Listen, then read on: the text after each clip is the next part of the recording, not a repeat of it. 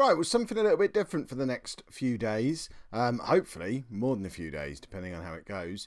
But the season is over. But, of course, I'm England manager. So non-league to legend is on tour at the 2032 Euros in Scotland and Wales.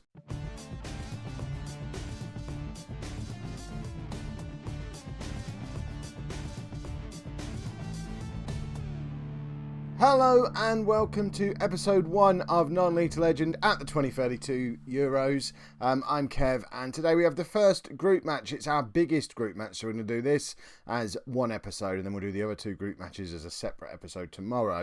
And then hopefully a few more days where we run through the knockout rounds. But before we get into any of that, we're going to have a look at who has made it into my squad for the Euros.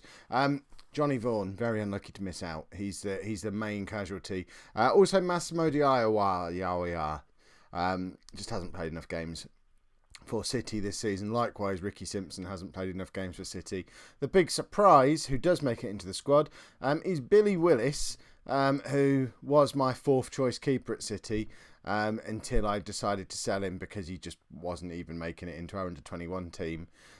Sold him to Swansea in the Championship, and he's had an okay season. He's now played over 200 games at League 2, and over 100 games at Championship level, which does make him the second most experienced goalkeeper in English football. The other backup keeper we've got behind Matt Lee in the squad is Danny Lamb, who is at Spurs on loan at Charlton, so he's only ever played in League 1. And he is the third best English goalkeeper I could find. So it's all getting a little bit desperate for English keepers. The rest of the squad, though, if we just sort them by... in fact, we could sort them by international caps. So most capped, we know all about Ron Osborne. We also know all about Nathan Wilkes.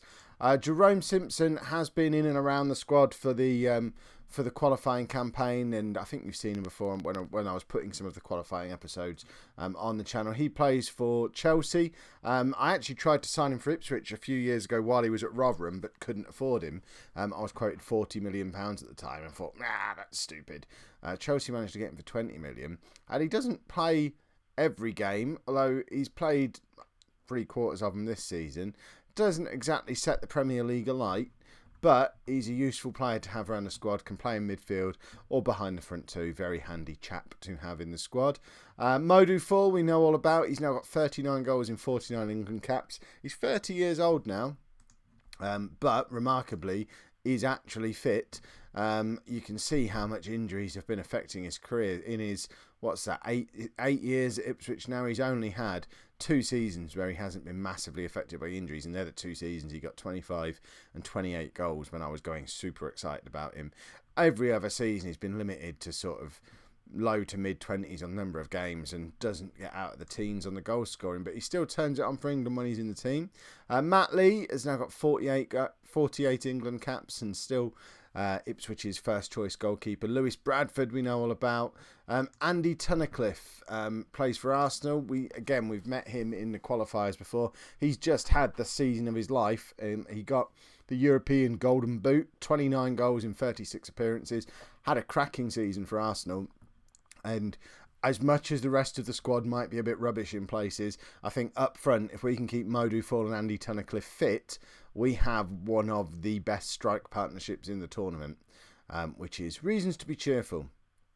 Michael Robinson is another Chelsea attacking midfield player, left winger / sort of midfielder. He's naturally in all 4 of these positions. 27 years old. He's played 44 times for England. Doesn't really fit into our system, which is why he's not going to be starting today, but does play for Chelsea a lot more often than Simpson does. So you'll see him probably regularly come on for Simpson, if not replace him as the tournament goes on.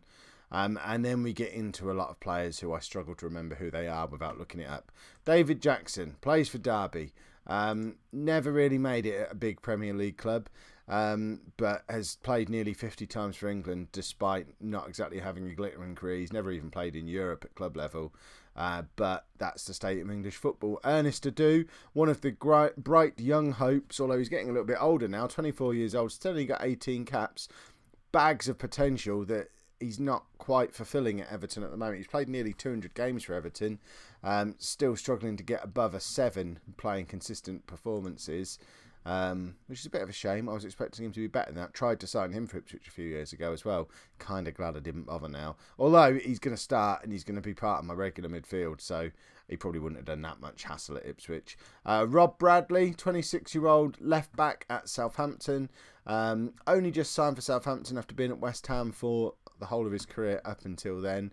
And it's, again, I mean, story of the whole squad. He's had an okay-ish season. Liam Talbot, still trying to sign him for City. He's still only 21 years old. He plays in midfield for Man United. I'm going to be playing him for England at right back because it allows me to put Ron Osborne in at centre back. But he is able to play anywhere around the defence and the midfield. He's natural there. I like him there. And that's probably where I'd play him for City as well if I was able to sign him. But he's actually got close to a full season at United under his belt now, so the chances of me ever getting him are fairly slim. He's going to be one for the future. When we're doing the World Cup specials in a couple of seasons' time, expect him to be, if not already the captain, pushing for the captaincy. At just 23 years old, I think he's going to be that good. Paul Williams, 25-year-old striker, 8 appearances, no goals, doesn't exactly score consistently for Derby either, but we've got nobody else, so he has to make it into the squad. Ryan Nielsen, young centre-back at Everton. They've just signed him from Arsenal. Again, he's another one who's barely played at the top level. He's got a lot of football at League One and Championship level. Had a season a couple of years ago at Norwich, but barely played for Arsenal last season. Barely played for Everton this season, but makes it into the squad. Basically as a result of there not being any realistic alternatives. Keith Roy Mitchum, same story. 23 years old. He's at Arsenal, but okay, he's played a few more games than he had last time I was playing him for England. Still only played half the season, but young, has the potential to get better and will be my starting left back, at least initially. And then we get into the real scraping of the barrel, so we'll go through these fairly quickly. Karl Whitfield, 24-year-old, plays for Leeds. Shouldn't be in the England squad, but is because of rubbish players. Patrick Smith, 27-year-old, another left winger. Probably should have had Diarra in the squad instead of this guy, but he's in good form and has played more games, so he gets in through that route. But we don't play with wingers, so the chances of him getting a game are fairly slim. Chris Trotter is a right back at Ipswich. This is the lad who Ipswich signed on loan. I expected him to be in as cover for Lazaroff. He's not really played as much as you would expect, but needs must. No players. I think I've mentioned that already. Frank Cummins, 29-year-old, another. Well, he can play on either side of midfield if we decide to go to a 4-4-2, which is unlikely, but he's in just because of his versatility and can play wide on either wing. If we do need to go to a system that includes wingers, plays regularly for Norwich and has been in and around the Premier League for a long time now, so fine in there to make up the numbers. Don't expect to see him starting a game at any point. Brad Skinner we've already talked about. No, we haven't. Brad Skinner's not the goalkeeper. I really know my players. He's a 22-year-old centre-back at Swansea. Barely played in the Premier League. If he gets in the team, we have a problem. Robert Jacobs, 27-year-old at Cardiff. Same story, really. Although he's played a lot more Premier League football, so probably has as good a shout as anyone else in the squad for being there. And we've already mentioned Danny Lamb and Billy Willis. Breathe. I'll have a mouthful of my tea while we take all that in, and then we'll have a look at the team that we're playing today. So, as I already mentioned, we're playing France in the first game. Our group has France, Georgia and Sweden. The top two from the group go through to the next round. I would like a draw against France and then beating Georgia and Sweden if we're going to have any chance of winning the tournament. The media thinks we've got a chance. If you remember when I first became England manager, we were down in the high 30s in our world ranking. We're up to 19th in the world at the moment, so we're in a pretty good run of form. Our warm-up for the tournament, if we disregard what happened there, I let the assistant manager take care of that. But the last two friendlies have gone okay. Beaten Norway and Croatia, so I'd like to think Georgia and Sweden are definitely beatable. France really just depends on how good France are now. Do we get to see their world ranking? 11th in the world. They're not the France of old, but probably still good enough to give us a tricky game. So this is the team that we're playing. Matt Lee in goal. A back four of Mitcham, Jackson, Osborne and Talbot. Adu, Bradford and Wilkes in midfield with Simpson behind, Tunnicliffe and Modou Fall. We're still awkward despite playing this system for the 2 years that I've been England manager. and let's see how we get on against France. Let's see if we recognise any of the players in the French squad. I think we've had a few French players in our time. Oh, it's Fool's 50th England appearance. I think he made his debut playing for me. Bless him. Yeah, we'll do that one. Right, so do we recognise any of the... Oh, and Putu's out on the left for him, but playing a little bit deeper than I'd normally play him. Oh, goodness me. We've got Nathan Wilkes and Liam Talbot looking after Cherubin and Putu. He is going to tear us a new right-back position. This isn't going to go well. Is it Sweden have already beat... Does that mean they've already beaten Georgia or they're beating Georgia? I think, at this stage... We only have one game on at a time. Interesting to see Mputu playing so deep. I experimented with playing him there 3 years ago when I first arrived at City, and he was largely ineffective playing that deep, which is why we went to the 4-2-3-1 in the first place. So hopefully France haven't quite figured that out yet. He won the Premier League Young Player of the Year, though, so he's a decent player in good form. Right, Wilkes kicks it through to Fall, who doesn't really do anything with it. Talbot gets it back to Osborne. Come on, let's have an England attack here. Ball through from Wilkes. Mitcham with the chance to cross now. Beats his man. It's into Tunnicliffe and we're 1-0 up. Come on, England. There you go. We're going to win the Euros. This is how I get on the Hall of Fame. We win the Euros. Probably getting a bit of... I mean, this is proper English football now. We've scored 1 goal and we've decided we're going to win. Although, let's be realistic. The moment we lost to Northern Ireland in the friendly, I was supposed to be sacked. And as soon as we beat Norway and Croatia, we were the best in the world. That's how international football works in this country.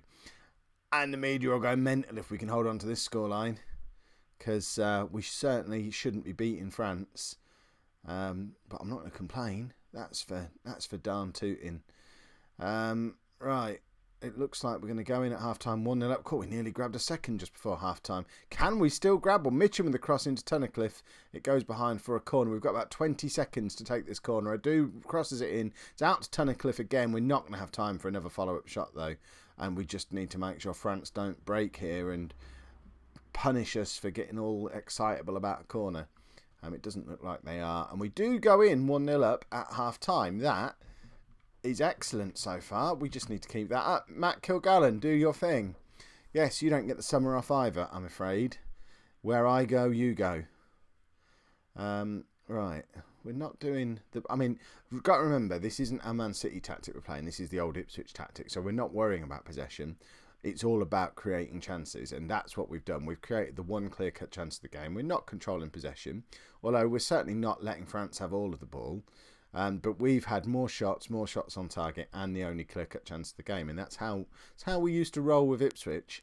And if we can bring back some of the ridiculous victories as underdogs that we had when we won the Europa League with Ipswich, maybe, just maybe, this terrible English team with a League One goalkeeper and a load of Championship players could do the unthinkable.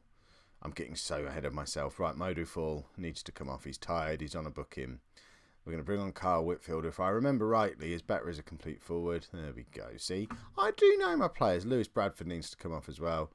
We've got a lot of midfielders. What a stupidly unbalanced squad. Who picked this squad? Right. Oh, goodness me. What a load of trash this team is. We'll do that. No. And then that. No. Oh, wow. These don't combine very well, do they?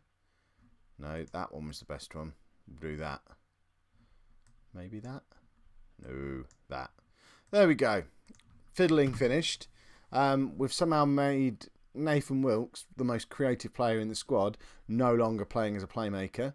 That all he can do is through balls. He's basically, think Michael Carrick when you think of how Nathan Wilkes plays, and we've got him playing as a ball-winning midfielder because, no other options. I think I've made that point already. We almost scored again there, though. This is madness. Right, come on, England. Tunnicliffe's through again. Surely he's going to score. What he does, we're 2-0 up. I want to sign this lad for City. I know he's 28 years old now, but he is having an incredible season. Scored an absolute ton of goals for Arsenal this year, and he's converting his club form into international form as well. And I don't know that France have got a comeback from 2-0 down in them. They've not really showed us anything in the first 80 minutes. I think we might actually beat France here, which is far better than we were planning for at the start of the game. Right, we need to bring a midfielder on for Simpson. Can I bring Bradford back on? No. Trotter, you come on, because then we can do this. That works a bit better for me. Get Wilkes back out as a roaming playmaker where he's supposed to be.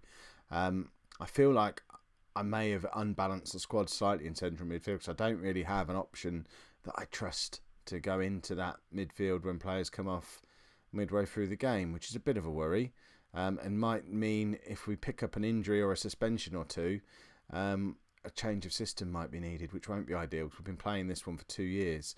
And we experiment with a 4-3-3 occasionally, but that still needs a lot of central midfield players. So maybe a slight boo-boo already. But let's not worry about that, because the important thing is we've just beaten France, we've gone top of our group, and we've still got Georgia and Sweden to play, who will play tomorrow. And that is a much better start to this group than I thought was possible, which is nice.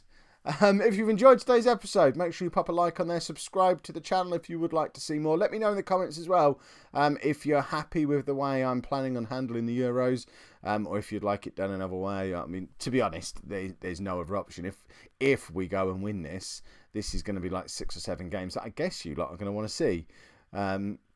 So we kind of need to do them before we get back into City. I will let you know if, as and when we sign players for City as part of this as well. So you'll almost get a bit of a live behind the scenes of how my summer works while we're doing Euros stuff. I'm fairly sure we've not signed... Oh, we haven't signed anyone yet, but we have sold Lazarov to Arsenal.